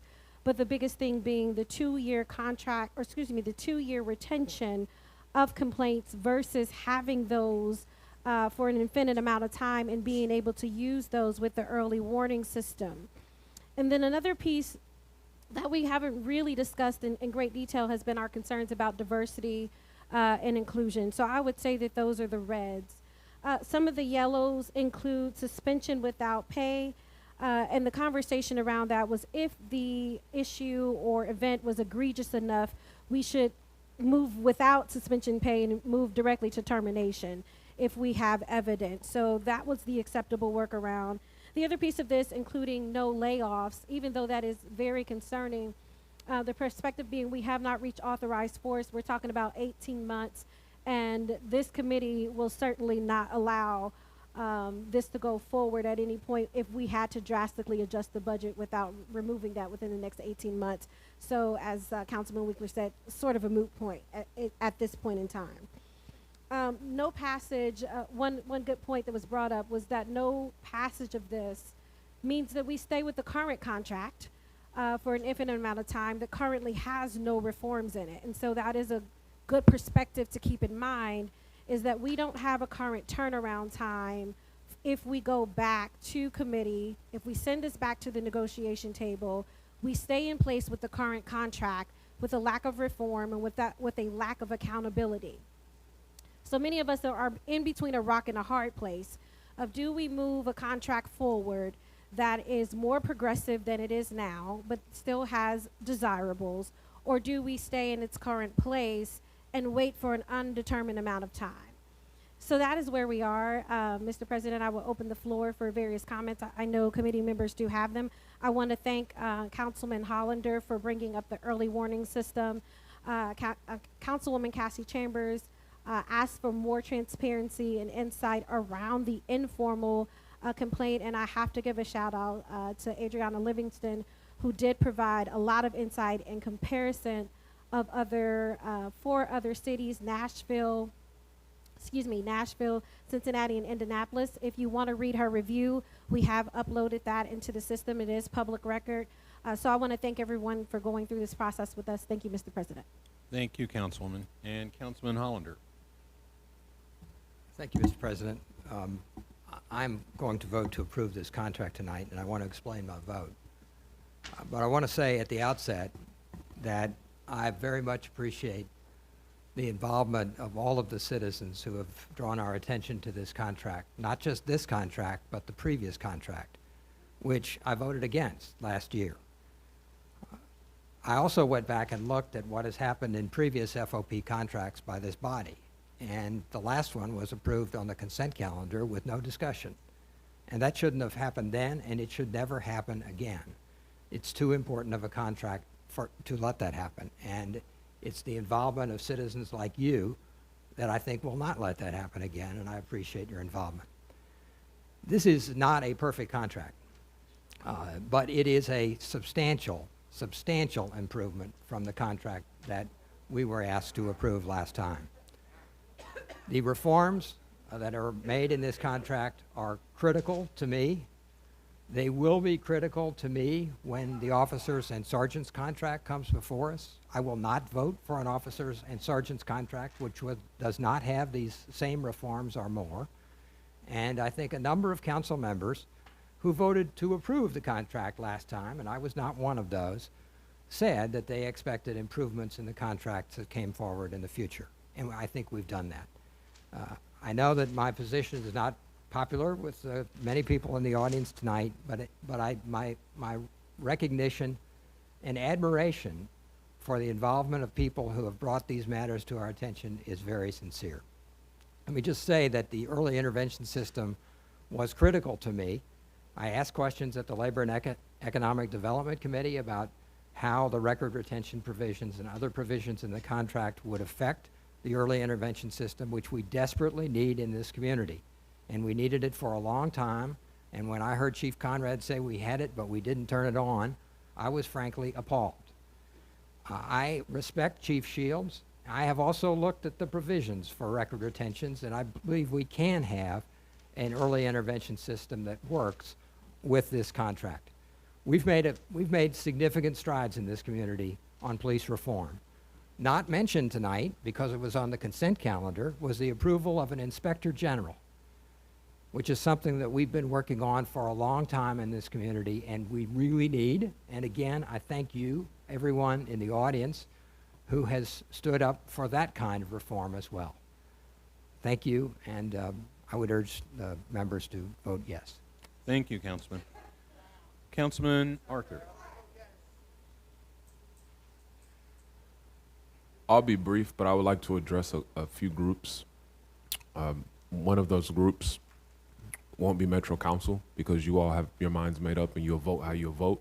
So I'd like to address the mayor's office first.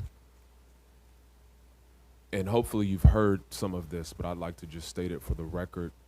If we want accountability in the next contract, let's end paid suspension for police misconduct. If we want accountability, let's make sure use of force is a fireable offense. If we want accountability, let's make sure that we have data-driven decisions, which means that officer patterns, including the informal ones, are contained and they're maintained indefinitely. You don't get rid of them after 2 years, 5 years, whatever the case may be. And last and definitely not least, after all of this talk about transparency, you know, what you could do is open up negotiations for the public.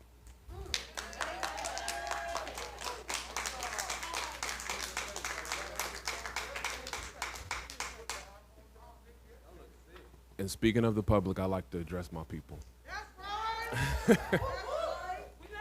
Well, chill out, because y'all might not like what I'm about to say. This contract is going to pass with overwhelming support. And every single person that I've personally spoken with has voiced concern about that contract. It's not the contract that you desire. But as you've probably heard me say before, if you're mad about it, if you're angry about it, channel that anger into advocacy. And what I mean by that is there shouldn't be an empty seat in this gallery tonight. There were thousands of people in the streets last year. I see some of them tonight, but where is everybody else at? And you got to organize with folks who are closest to you. If you can't convince your cousin, you can't convince this council. So it's important as you leave this space, as I've said over and over and over, turn your anger into advocacy. We got to get louder, we got to get prouder, because there's plenty of people on the opposite side of this issue, and they've been doing it, I would say, probably a little bit longer than us. So don't be discouraged. You take some L's, you take some W's sometimes. But because of the concerns that I have heard, it's a no for me. Thank you. Thank you, Councilman. Councilwoman Chambers Armstrong. Thank you, Mr. President. I'm also going to be a no vote tonight, and I wanted to explain why. I disagree with Chief Shields and with some of my colleagues regarding the records retention issue.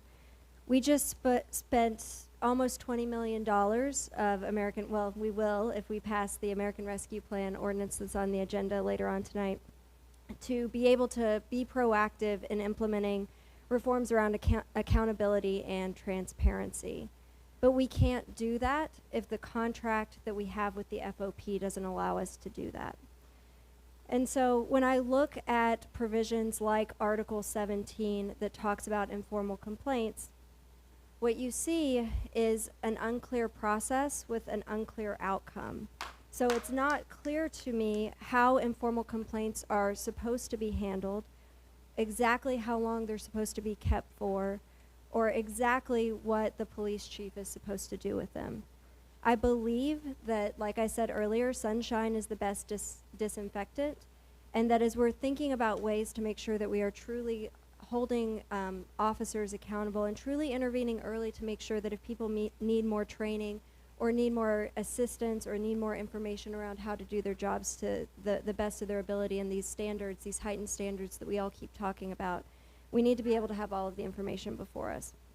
So I have looked very carefully at the provisions of the contract, the Kentucky state regulations, all of the law on this point, and I do believe that this, I hope I'm wrong, but I do believe that this provision will be an impediment to implementing an early warning system down the road. And I think that that is of key, crucial importance.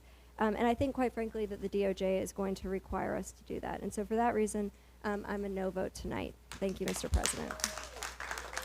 Thank you, Councilwoman. Councilwoman McCraney. Thank you, Mr. President. I want to be a yes vote tonight on this particular ordinance. I want to be a yes. I am just concerned with a lot of what is still in there that I think if we just ask for a little bit more time, they could see what we're asking for and how grave this is to the community. I want to be a yes vote. It was at 4 o'clock today that we were told that this contract was uploaded in the system. We've been in a meeting ever since then. Could I have fought to get this earlier or sooner in my hand so that I could look at it line item by line item? Perhaps. But I was told at 4 o'clock that it was uploaded in the system. And I've not had a true opportunity to look at it as critically as I look at every other piece of legislation. Again, I want to be a yes vote, but there are so many unanswered questions. And to my colleague, Councilwoman Cassie Chambers Armstrong, I hold her in high esteem when it comes to looking at things and with a critical eye. And I am with her 100% when she talks about those pieces that she has concern with. Again, and for the last time, I want to be a yes vote. We'll see when it comes my turn to vote how my heart will turn at that time. But I'm telling you, I am very concerned that we're giving away our negotiation power. And if we agree to this, although it has those reforms in there, and I did hear one of the council members say that we will, if we don't pass this, we will continue with the same contract without reforms. Well, guess what? That doesn't bother me. What bothers me is approving something that we know we can ask them to take a little bit more time with and get closer to what the community is expecting. So when it comes to the next contract, I know we have to show that we are willing to give a little, take a little, but we should not give away our power to ask for what's best for this community. So I ask you to think about it as I am continuing to think about it until you call my name and ask for my vote. Thank you. Thank you, Councilwoman. Councilwoman McCraney, I just wanted a point of clarification. The document that you were talking about being loaded in the system, you're talking about the one from Councilwoman Dorsey, is that correct? Not the contract itself? Yes, that's from Councilwoman Dorsey, correct. Okay, all right, thank you. Councilman Ackerson. Thank you, Mr. President. You all don't have to wait to hear what my vote is. I'm going to tell you what it is now. I'll be a no vote. Back in December, when we had the issue of did we continue the contract forward pending the negotiation of the new contract, I was a no vote then also, because I said, look, we should pay better. We should hire the best officers possible, but we have to demand accountability for the community. And so I wanted to force people back to the table then.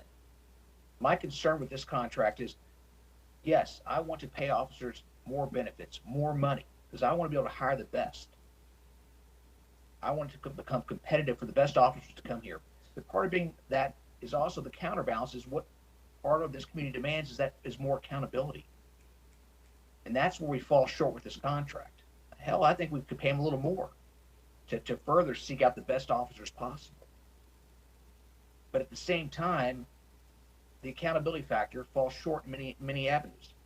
One of the greatest concerns is the idea that any complaint falls off a record after 2 years. Well, if a person has a complaint on the record and it's found to be not substantiated, then that's in the record also. But at the end of the day, we've had examples left and right in this town of officers resigning and leaving Louisville and going elsewhere when they had problems. And other communities took on those troubled officers. The few bad apples that spoil the bunch is what's causing the problem here. A lot of these officers are great. But the lack of accountability allows the few bad apples to not only hurt Louisville, but then to hurt other communities. And that's what I'm concerned about. And so at the end of the day, I will be a no vote tonight. I hope that the next contract that comes around will take more accountability into consideration, because it's not too much to ask. Let's just start paying these people what they deserve. Let's start giving them the benefits they deserve to be top-notch officers. But at the same time, for a large segment of our community, they deserve something from this contract also. They're demanding, and that is more accountability. And because of that, I will be a no vote tonight. Thank you. Thank you, Councilman. Councilwoman Purvis. Thank you, Mr. President. I really respect what my colleagues are saying, Councilman Ackerson and Arthur, as well as Councilwoman Armstrong. But then I also understand what Councilwoman McCraney is saying. I too want to be a yes vote. I feel like there's more work to be done, but I don't want to continue to put policing on hold, especially with what our city has gone through recently with the crime. And so I am still on the fence, but I just wanted to at least explain myself that if I vote no, it is because of the feelings that I share with my colleagues. But if I vote yes, it is definitely for the fact that we are suffering really bad in the community with the violent crimes. Thank you. Thank you, Councilwoman. Councilwoman Dorsey. Thank you, everyone, for your summary. I asked the president to cue back in just to summarize. So I want to back up to this process, kind of in reference to some things that were said. What was loaded into the record at 4 p.m. today was a comparison of the contract that was done by Ariana Livingston. The reason why that was loaded in late was because she provided that at my request, and I want to thank her for it. But the reason why I was loaded in is because I wanted it to be a part of the formal record as to the comparison. So if anyone wants to access that, it's available, but it can be requested, and the contract has been available for some time. And I want to thank President James and Democratic Caucus Leader Winkler for making sure that that was available. Secondly, when it comes down to what we have heard in the public hearings, which is why I hosted 2 public hearings, the overwhelming community response was that we need to pay officers more money, but we want more accountability.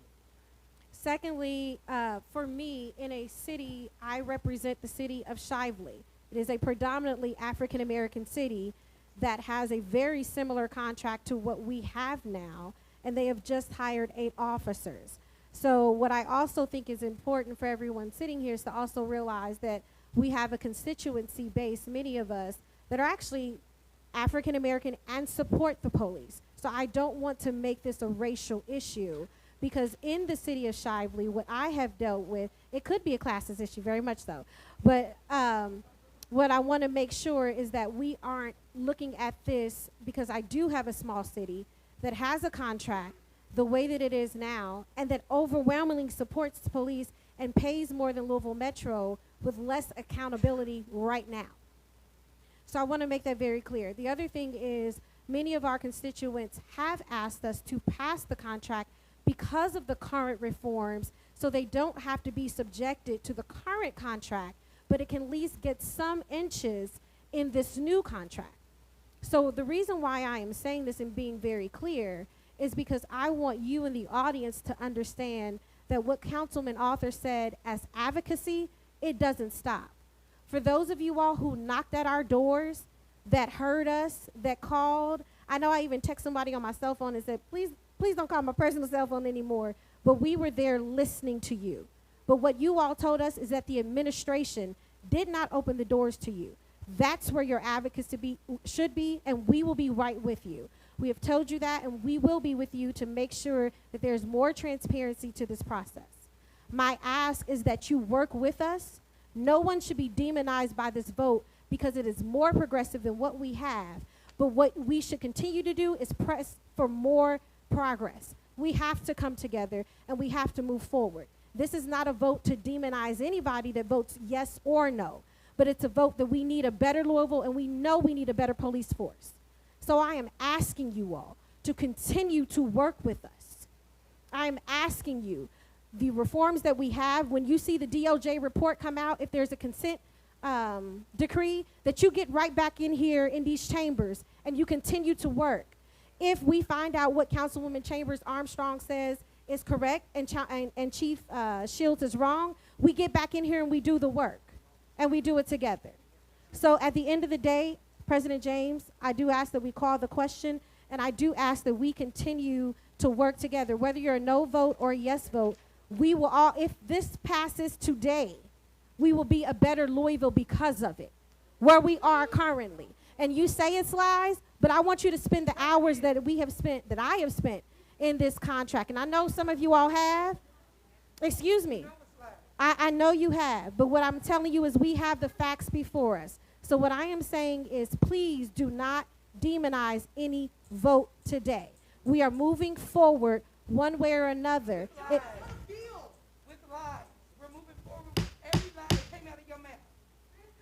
Excuse me.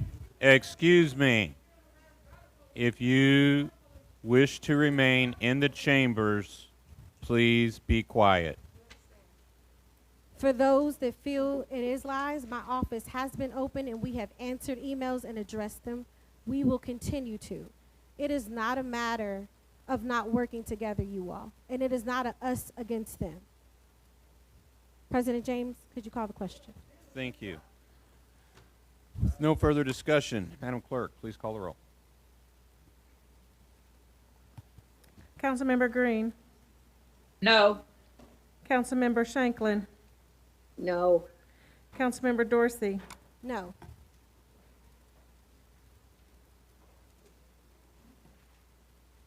Yes. No. Mr. President, could you explain the vote? This is on the question, right?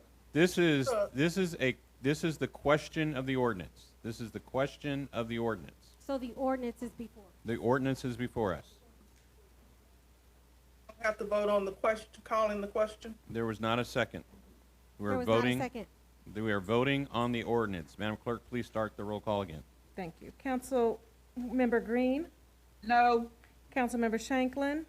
No. Councilmember Dorsey. No, thank you, and I've explained my vote. Councilmember Arthur. No. Councilmember Purvis. No. President James. Yes. Councilmember McCraney. No. Councilmember Armstrong, No. Councilmember Hollander, Yes. Councilmember Mulvihill, Yes. Councilmember Kramer, Yes. Councilmember Blackwell, Yes. Councilmember Fox, Yes. Councilmember Fowler, Yes. Councilmember Triplett, Councilmember Reed, Councilmember Winkler, Yes. Councilmember Parker, Councilmember Piagentini, Yes. Councilmember Benson. Yes. Councilmember George. Yes. Councilmember Engel. Yes. Councilmember Peden. Yes. Councilmember Flood. Yes. Councilmember Holton Stewart. Yes. Councilmember Ackerson. No. Mr. President, you have 18 yes votes and 8 no votes. Thank you. The resolution passes. Madam Clerk, a reading of item number 53, please. An ordinance approving a second round of American Rescue Plan ARP local fiscal recovery funding to various Louisville Metro government departments to address the continued impact of COVID-19.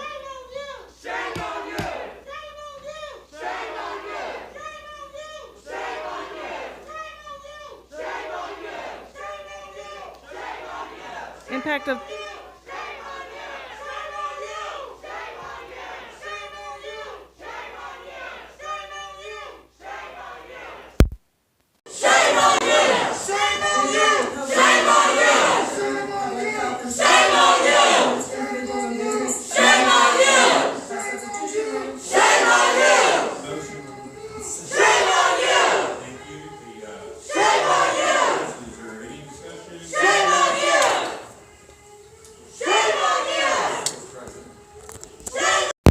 The second round of appropriations from the American Rescue Plan, which is really an incredible opportunity for Louisville Metro to address some issues that are really front and center in the community. Today's round would appropriate $182.4 million to some of the most pressing issues we have in Louisville. $89 million to homelessness and affordable housing, $42.6 million to public safety, including investments in LMPD and the Office for Safe and Healthy Neighborhoods, $12.5 million to continue to fight the pandemic and all of its related outcomes with our public health department, $28.3 million to pay Metro employees who worked throughout the pandemic with higher amounts to people who were in front-facing jobs while many people were working from home, and $10 million for compliance and reporting to make sure that we meet all of the fairly stringent federal guidelines for how to comply with this opportunity. I want to thank council members who've been involved in work groups on this subject. I want to thank members of the public who told us what they thought we should do with this appropriation in public hearings that we had this summer and in online forums. I want to thank the council members who've been in work groups and members of the administration who have been in work groups. I think this has been a good process so far. And the good news is we're not done. We have $160 million that is not appropriated after tonight, and we have many, many more pressing needs. Work groups are continuing to work on workforce development and on Healthy Louisville, which can include everything from child care to parks to libraries and many, many needs throughout the community. But I think this is a good second round. I appreciate everyone's support, and I would ask for approval. And I believe there is an amendment, and Councilman Arthur may want to speak to this. The proposed amendment is in the system. May want to call on Councilman Arthur. Thank you, Councilman. Councilman Arthur. Can I talk about something else first? Is that all right? Only if it's about this. About the amendment. Okay. Well, it's about the amendment, but two other items in the actual proposed schedule for spending. Yes. Yeah, I just wanted to contextualize what we're funding here.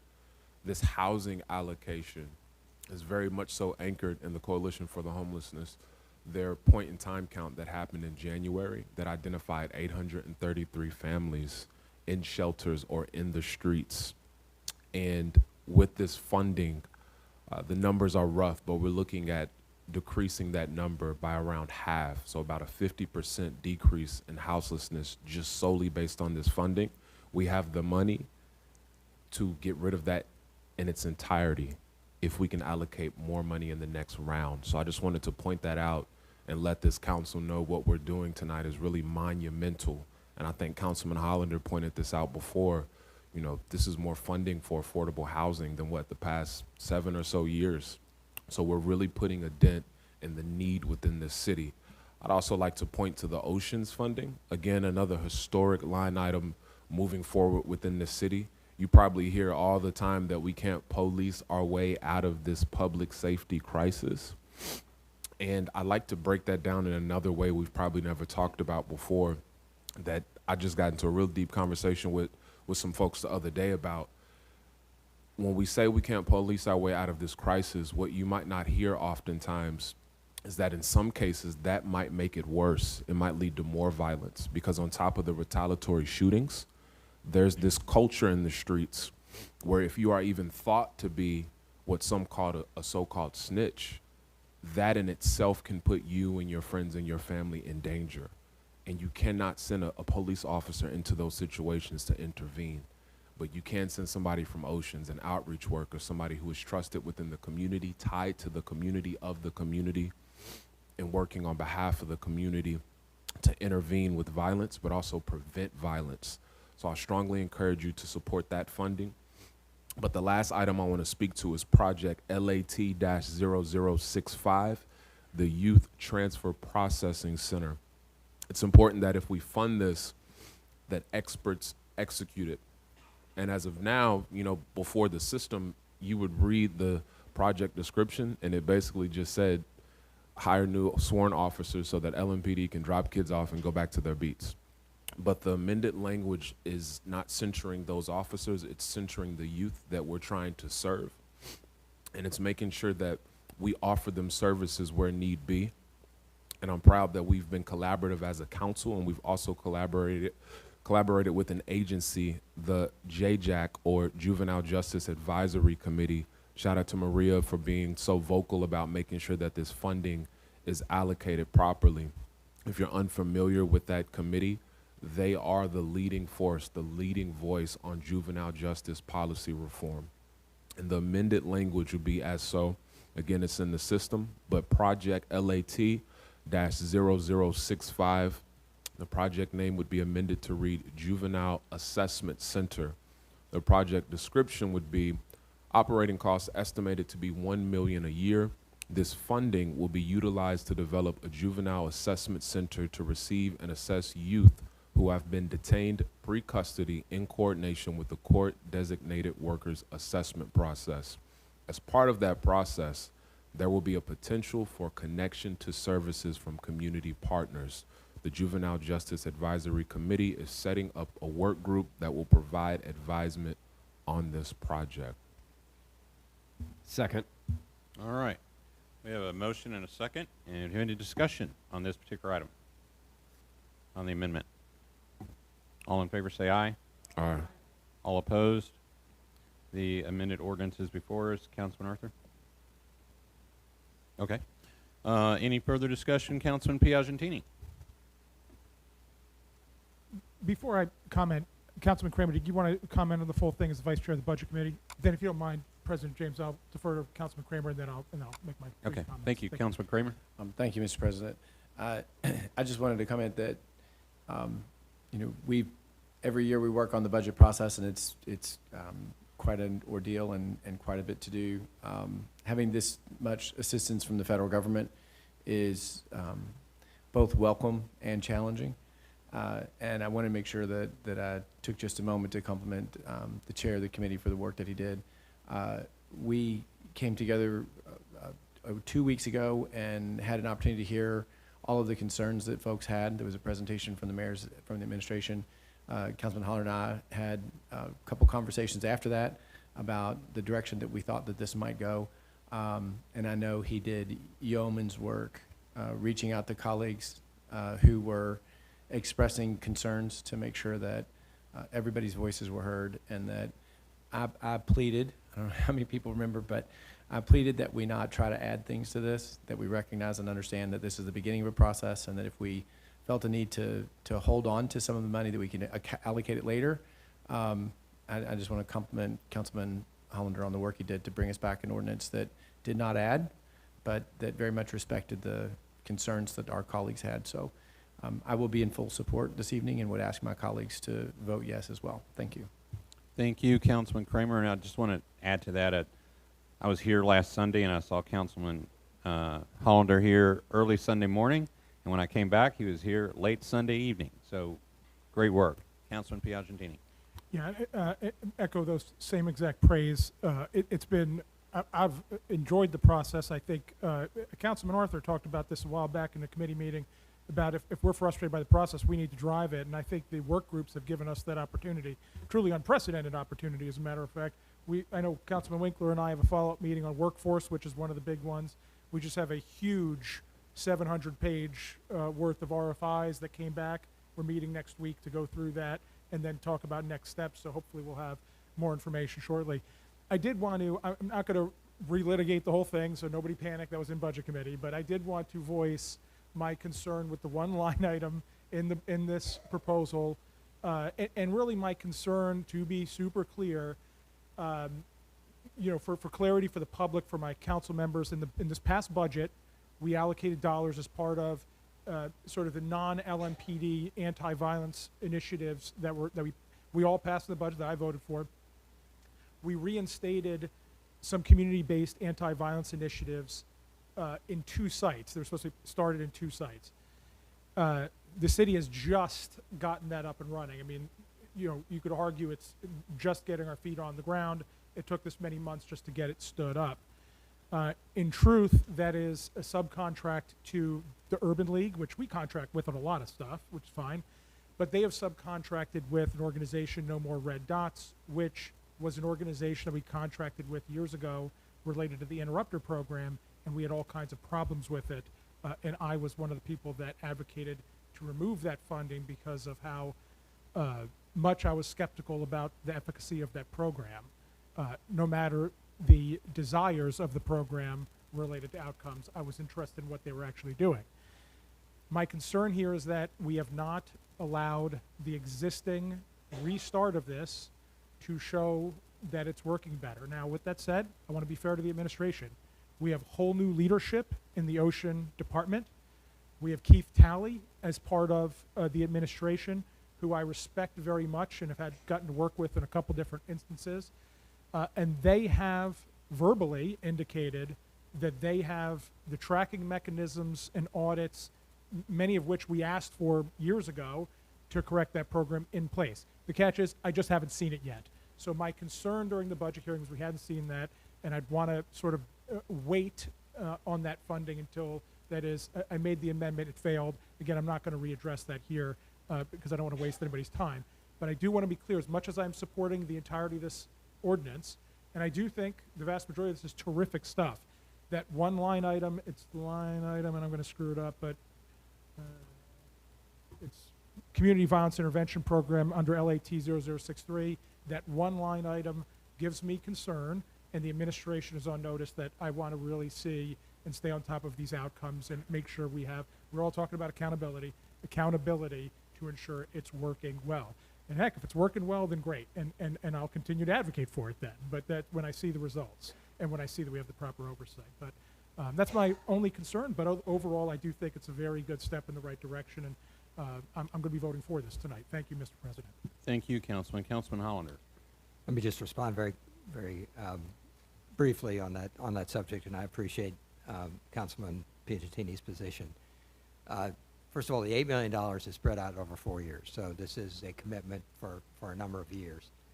And secondly, the expansion from 2 sites to 6 is really designed to make a program work. I mean, these are sites where you have people who know the community in individual neighborhoods who can intervene in violence before it begins. And in 2 sites, frankly, we were just doing a small section of what we need to do to try to address the retaliatory shootings and killings that we're having in the community. So This is a big investment, but we have a big problem. And I completely agree that we need to monitor this program like we need to monitor everything else that we're approving tonight. I think it's a real step forward for the community, and it's not just that. You know, it's the other violence deterrence and prevention funding in this ordinance. The truth is, we've got to get the whole community involved in stopping the homicides and shootings that we're having. We talk all the time about how we can't police our way out of this, and we know with a depleted police force, we sure can't police our way out of this. But we have to get people involved in helping us. And I think the expansion of OCEAN in not just this program, but in the other programs is something I think we really need in this community and need very quickly. I appreciate your position, and I know you'll be watching, and so will I. Thank you. Thank you. Is there any further discussion? Hearing none, this is an ordinance requiring a roll call vote. Madam Clerk, please call the roll. Councilmember Green, Yes. Councilmember Shanklin, Yes. Councilmember Dorsey, Councilmember Arthur, Yes. Councilmember Purvis, Yes. President James, Yes. Councilmember McCraney, Yes. Councilmember Armstrong, Yes. Councilmember Hollander, Yes. Councilmember Mulvihill, Yes. Councilmember Kramer, Yes. Councilmember Blackwell, Yes. Councilmember Fox, Yes. Councilmember Fowler, Yes. Councilmember Triplett, Yes. Councilmember Reed, Yes. Councilmember Winkler, Yes. Councilmember Parker, Councilmember Piagentini, Yes. Councilmember Benson, Yes. Councilmember George, Yes. Councilmember Engel, Yes. Councilmember Peden, Yes. Councilmember Flood, Yes. Councilmember Holton Stewart, Yes. Councilmember Ackerson. Yes. Mr. President, you have, I'm sorry, Councilmember Dorsey. Yes. Thank you. Mr. President, you have 26 yes votes. Thank you. The ordinance passes. Madam Clerk, please let the record reflect that Councilman Winkler is going to take the chair. So noted.